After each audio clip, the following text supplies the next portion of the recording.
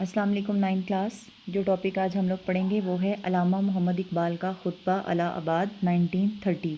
یہ بھی ایکسرسائز کے کسی بھی لانگ یا شارٹ کویشچن کا حصہ نہیں ہے، ایڈیشنل کویشچن کے طور پر پڑھیں گے اور اس کا کویشچن بنے گا خطبہ الہ آباد پر نوٹ تحریر کریں۔ مسلمانان برِ صغیر کی یہ خواہش تھی کہ ان کا الگ تشخص تسلیم کیا جائے۔ اس سلسلے کی کڑی علامہ محمد اقبال کا خطبہ الہ آباد ہے۔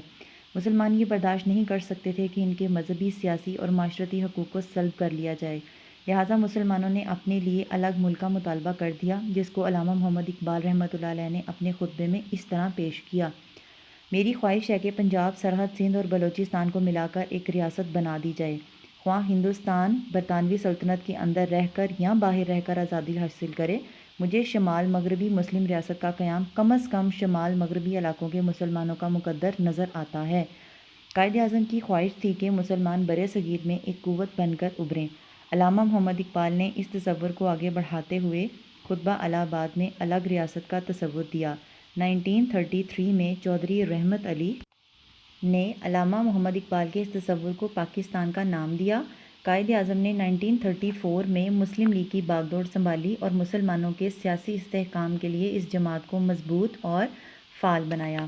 اس کے بعد جو اگلا پوائنٹ ہم کریں گے وہ ہے 1935 کا آئین اور صوبائی خود مختاری۔ یہ بھی ایکسرسائز کے کسی بھی لانگ یا شارٹ کا حصہ نہیں ہے، بلکہ یہ بھی ایڈیشنل کویشچن کے طور پر ہم لوگ کریں گے۔ 1935 میں برطانوی حکومت نے برِ صغیر میں ایک نیا آئین متعارف کرایا، جس میں صوبائی خود مختاری کو اولویت دی گئی۔ اس آئین کے تحت 1937 میں انتخابات کرائے گئے، جس میں کانگریس نے واضح اکثریت حاصل کی۔ اکثریت حاصل کرنے کے بعد کانگریس نے مسلمانوں کی الگ شناخت ختم کرنے کا پروگرام بنایا۔ ہندوؤں نے اس سلسلے میں مسلمانوں پر مذہبی پابندیاں لگانے کی کوششیں کیں، مسجدوں کے باہر شور و غل کرنا شروع کر دیا، مسلمانوں پر ملازمتوں کے دروازے بند کر دیے گئے، اسکولوں میں اردو کی جگہ ہندی رائج کرنے کی کوشش کی گئی، گاندھی کی مورتی کی پوجا کرنے پر زور دیا گیا، مسلمان بچوں کو ماتھوں پر تلک لگانے کا کہا جانے لگا، مسلمانوں کو ان کے خلاف نفرت پر مبنی وندے ماترم کا ترانہ گانے کے لیے مجبور کیا جانے لگا۔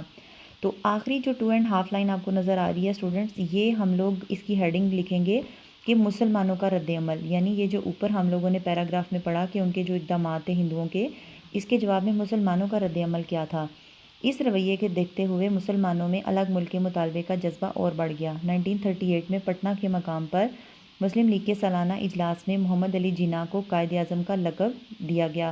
یہ ایک MCQ ہے کہ محمد علی جناح کو قائد اعظم کا لقب کب ملا؟ 1938 میں، اور وہ کون سا مقام تھا؟ پٹنہ کا مقام تھا۔ 1939 میں جب کانگریسی وزارتوں کا خاتمہ ہوا تو قائد اعظم اور مسلم لیگ کی اپیل پر مسلمانوں نے 22 دسمبر 1939 کو یوم نجات یعنی ڈے آف ڈیلیورنس منایا۔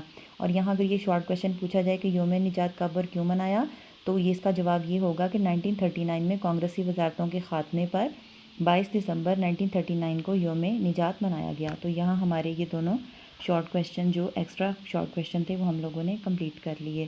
اور اسٹوڈنٹس یہاں کارنر پر اگر آپ لوگ دیکھیں تو ایک جو ہے وہ باکس بنا ہوا ہے جس میں لکھا ہوا ہے کہ آپ جانتے ہیں پہلی گولڈ میز کانفرنس 1930، دوسری 1931 اور تیسری 1932 میں لندن میں منعقد ہوئی۔